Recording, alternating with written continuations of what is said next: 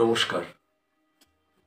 আগের অনুষ্ঠানে 2025 সাল একটি মঙ্গলের বছর সেই নিয়ে বিস্তারিত আলোচনা করেছি। এবার এমন একটি বিষয়কে নিয়ে আলোচনা করব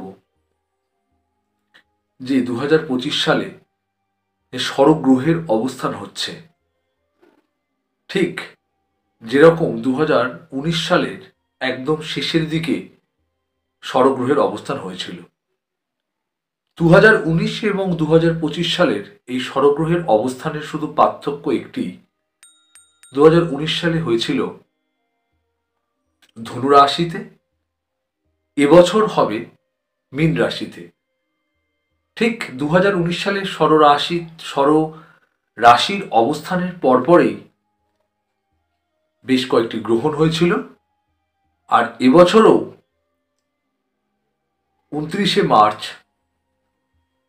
3:30 নাগাদ ভোরবেলা যেই শনিদেবের স্থান পরিবর্তন হবে মীন রাশিতে এবং ওখানে রবিদেবও অবস্থান করবে এবং স্বররাশির অবস্থান হবে শুধু রাশিগত পার্থক্য, এবং ঠিক তারপরেই সোলার এবং লুনার এই দুটো বিষয়ের ওপর দুটি গ্রহণ সমগ্র ভারতবাসী দেখতে পাবে। শুধু একটি ভালো ঘটনা যে এই গ্রহণগুলো আমাদের ভারতবর্ষ থেকে দৃশ্যমান হবে না। তাহলে কি আমরা আবারও সেই 2019 সালের শেষ, যখন থেকেই কোভিড-19 কথা আমরা শুনতে পাচ্ছিলাম, এই স্বরগ্রহের অবস্থান এবং বেশ কিছু গ্রহণ যা দীর্ঘ 2 বছর অর্থাৎ 2021, 2020 এবং মিডিল অফ দ্য 2022 আমাদেরকে বুঝিয়ে দিয়ে যায়, হাড়ে হাড়ে টের পাইয়ে দেয়, ঠিক 2025 সালের স্বরগ্রহের অবস্থানও কি আবারও একটি ভয়ঙ্কর লকডাউন বা কোনো ভয়ঙ্কর বিপর্যয় ভারতবর্ষ পেতে চলেছে, সেই নিয়ে আজকে বিস্তারিত আলোচনা।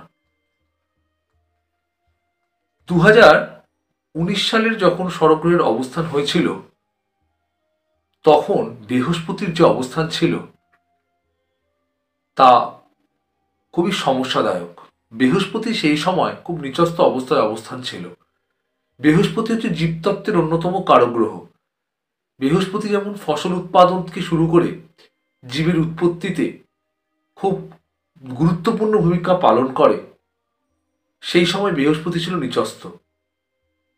কিন্তু ভাগ্যের বিষয় 2025 সালে বৃহস্পতি কিন্তু এমন অবস্থায় অবস্থান করছে যে লকডাউন বা করোনার মতন কোনো বিপর্যয় না নামলেও মঙ্গলের অবস্থান যেহেতু 2025 সালে মার্চ মাসে জলরাশিস্থ থাকবে, সেহেতু আমাদের বেশ কিছু সচেতনতা বা বেশ কিছু সাবধানতা অবলম্বন করে চলতে হবে প্রাকৃতিক বিপর্যয়ের ওপরে। ঠিক সেই সময় এই মঙ্গল বিভিন্ন রকম ভয়াবহ প্রাকৃতিক দুর্যোগ, যেহেতু জলরাশিতে অবস্থান করছে, ঠিক সেই সময় যেরকম মীন রাশিতে অবস্থান করে বিভিন্ন রকম বিপর্যয় নিয়ে এসেছিল, ঠিক 2025 সালেও কর্কট রাশিতে এবং জলরাশিতে অবস্থান করার দরুন ভয়াবহ সুনামি, বিভিন্ন রকম ভূমিকম্প এবং বিভিন্ন রকম নর্দার্ন পার্টে ভয়াবহ অগ্নিকাণ্ড কিন্তু ঘটতে পারে। সেদিক থেকে প্রচণ্ডভাবে সাবধান। মার্চ মাস থেকে শুরু করে মে জুন পর্যন্ত বেশ কিছু সর্দি কাশি, ভাইরাস, ব্যাকটেরিয়া ঘটিত সমস্যা আমাদেরকে বিপর্যয় বা নাজেহাল করতে পারে। সেই দিকেও প্রচণ্ডভাবে সাবধানে থাকতে হবে। এবং ঠিক এই মার্চ মাস থেকে মে মাস পর্যন্ত বিশ্ব রাজনীতিতেও বিভিন্ন রকম পরিবর্তন আসতে পারে। ভয়াবহ কোনো রকম যুদ্ধ বিগ্রহের পরিস্থিতি তৈরি করতে পারে, যা একটা দেশের পক্ষে কখনোই শুভদায়ক নয়। সেদিকেও বিভিন্ন রকম সমস্যা 2025 মঙ্গলের বছর এবং স্বর্গগ্রহের অবস্থান তা কিন্তু আনতে পারে।